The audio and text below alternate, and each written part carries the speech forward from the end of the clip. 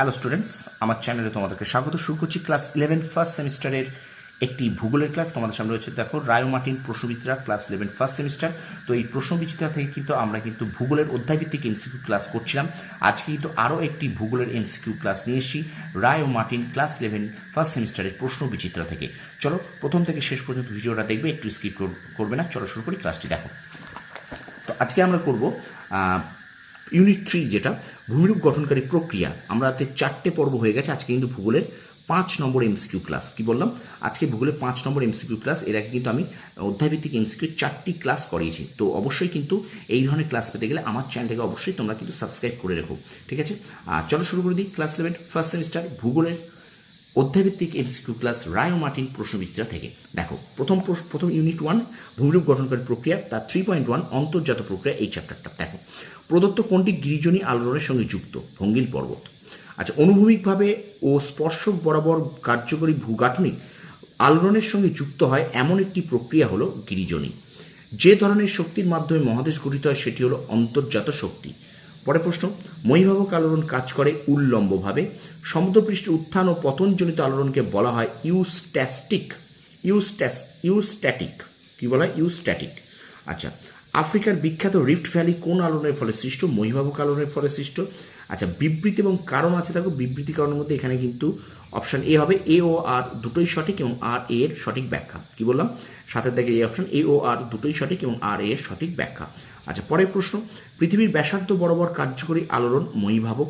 পরের প্রশ্ন দেখো, কোনটি মহীভাবক আলোড়নের ফলে সৃষ্ট ভূমিরূপ? উত্তর কিন্তু এখানে সৃষ্ট ভূমিরূপ এখানে কিন্তু হবে সিটটা উত্তর, অর্থাৎ 3, 4, 1। ঠিক আছে, দেখো এখানে 3, 4, 1 অর্থাৎ 3, 4, 1। ঠিক আছে, কি বলছে? কোনটি মহীভাবক ভূগঠনের ফলে সৃষ্ট ভূমিরূপ? তাহলে 3 নর্মদা ও তাপ্তি উপত্যকা, 4 আছে হলো ফ্রান্সের ভোজ ও জার্মানির ব্ল্যাক ফরেস্ট পর্বত, 3, 4, 1 এটা হল the great African rift valley. ঠিক আছে, 3, 4, 1 অপশন সি উত্তর। আচ্ছা, এবারে আসছি, দেখো তোমাদের দুটো স্তম্ভ মেলাও আছে। প্রথম স্তম্ভ দেখো 10 থেকে, এটা হবে 1 D 2 A 3 C 4 B. 1 D 2 A 3 C 4 B.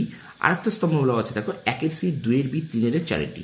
1 C 2 B 3 4 D. ঠিক আছে, তো স্টুডেন্টস ভিডিওটা অবশ্যই কিন্তু লাইক করো, একটু কমেন্ট করো, শেয়ার করো, বন্ধুদের মাঝে বেশি বেশি করে শেয়ার করো। ঠিক আছে, আর আমার চ্যানেল নতুন হলে অবশ্যই চ্যানেলটা সাবস্ক্রাইব করো, পাশে থাকা বেল আইকন প্রেস করে রাখো। ঠিক আছে, একটু সাপোর্ট করো আমার ভিডিওটাকে। তোমাদের জন্য কিন্তু ক্লাস 11 ফার্স্ট সেমিস্টার আমি কিন্তু ইতিহাস, ভূগোল, রাষ্ট্রবিজ্ঞান, দর্শন, শিক্ষাবিজ্ঞান, বাংলা, ইংরেজি এইগুলোর অধ্যায়ভিত্তিক ক্লাস আমি তোমাদের সামনে নিয়ে আসি, এবং অধ্যায়ভিত্তিক ক্লাসগুলো শেষ হয়ে গেলেই আমি কিন্তু তোমাদের মডেল সেট করবো, যেটা তোমাদের ক্লাস 11 ফার্স্ট সেমিস্টার পরীক্ষার জন্য ভীষণ ভীষণ উপকারে দেবে। ঠিক আছে, তো চলো আমরা ভিডিওটা কন্টিনিউ করি। চলো একটু শেয়ার করো। ঠিক আছে, দেখো কোন ভূ আলোড়নের ফলে মহাদেশ, ভৃগুতট এবং গ্রস্ত উপত্যকা গঠিত হয়? উত্তর হবে মহীভাবক।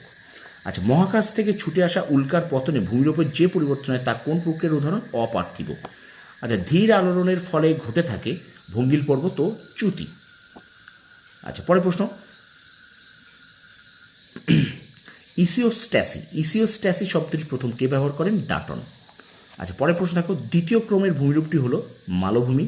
আচ্ছা, বিবৃতি এবং কারণ এখানে আছে, দেখে নাও। বিবৃতি কারণ হলো এ ভুল কিন্তু আর সঠিক। সতর্ক দেখাবে এ ভুল কিন্তু আর সঠিক। ঠিক আছে, পরের প্রশ্ন দেখো, ভারতের ড্যাশ অঞ্চল অর্থাৎ কচ্ছের রণ অঞ্চল ও জার্মানির ড্যাশ নদী উপত্যকা অঞ্চল মহীভাবক আলোর ফলে সৃষ্ট? উত্তর হবে রাইন। ঠিক আছে, প্রথমটা হবে কচ্ছের রণ, তারপরটা হবে কিন্তু রাইন। ঠিক আছে, 18 দাগের কচ্ছের রণ ও রাইন। আচ্ছা, এবার দেখো বিবৃতি আছে কিন্তু দুটো বিবৃতি আছে, তোমরা একটু দেখে নাও দুটো বিবৃতি কী কী হবে, একটু পড়ে নাও ভালো করে। ঠিক আছে, দেখো 1 ট্রু আর 2 ফলস। 1 true 2 false. ঠিক আছে, 1 ট্রু 2 ফলস, 19 থেকে এ।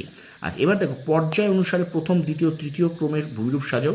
এটা হবে 3, 2, 1। 3, 2, 1 কি বললাম? 20 দাগে সি হবে 3, 2, 1। আচ্ছা, এখানে একটা ভেন ডায়াগ্রাম চিত্র আছে, এটা কিন্তু অপশন সি হবে, এটা উত্তর হবে। ঠিক আছে, অপশন সিটা উত্তর হবে। ঠিক আছে, তারপর দেখো আবার একটা সত্য মিথ্যা দিয়েছে এখানটায়। তো এখানটায় দেখো কি হবে? 1 ট্রু 2 ফলস, 3 ফলস, 4 ট্রু। কি বললাম? 1 true 2 false, 1 true 2 false, 3 false, 4 true. ঠিক আছে, আচ্ছা প্রদত্ত বিকল্পটি সঠিক ক্রম অনুসারে সাজাও। দেখো 2, 3, 1। কী হবে 2, 3, 1। তোমরা, আমি বারবার বলছি, আমি বিকল্পগুলো পড়ছি না একটাই কারণে, ভিডিওটা যাতে বড় না হয়, ঠিক আছে? তোমরা কিন্তু অবশ্যই আগে এই বিকল্পগুলো, বিবৃতিগুলো কিন্তু তোমরা অবশ্যই কিন্তু পড়বে, ঠিক আছে? তারপরে কিন্তু উত্তর করবে। তাহলে 23-এর উত্তর হবে বি, 2, 3, 1, 2, 3, 1। আচ্ছা, এবার দেখো, মহাদেশীয় হিমবাহের গলনজনিত আলোড়ন হলো ইউস্ট্যাটিক আলোড়ন। আচ্ছা, যে ভূমিরূপ গঠন প্রক্রিয়ায় প্রভাব সব থেকে কম তা হলো মহাজাগতিক। আচ্ছা, এবারে দেখো, মহীভাবক আলোড়নের বৈশিষ্ট্য বিষয়ক বিবৃতিগুলি পড়ে সঠিক বিকল্পটি লেখো। তাহলে এর মধ্যে দেখো, এটা মহীভাবক আলোড়নের বৈশিষ্ট্য আছে, তাহলে এটা তোমরা একটু পড়ে নাও, ঠিক আছে? 26 দেখা হবে 1 সত্য, 2 মিথ্যা, 3 সত্য, 4 মিথ্যা। তাহলে 1 ট্রু, 2 ফলস, 3 ট্রু, 4 ফলস। 1 সত্য, 2 মিথ্যা, 3 সত্য, 4 মিথ্যা। তো এই পর্যন্ত আমরা পঞ্চম পর্ব শেষ করলাম, ঠিক আছে? ক্লাস 11 ফার্স্ট সেমিস্টারের ভূগোলের অধ্যায়ভিত্তিক এমসিকিউ ক্লাস রায় ও মার্টিন প্রশ্নবিচিত্রা থেকে। তো ভিডিওটা ভালো লাগলে অবশ্যই কিন্তু লাইক করবে, কমেন্ট করবে, বন্ধুদের মাঝে বেশি বেশি করে শেয়ার করবে। আর আমার চ্যানেলে যারা নতুন আছো তারা অবশ্যই কিন্তু চ্যানেলটাকে সাবস্ক্রাইব করে রাখো আর পাশে থাকা বেল আইকনে প্রেস করে রাখো। তোমরা সফল হও, তোমাদের সাফল্য কামনা করি। ধন্যবাদ।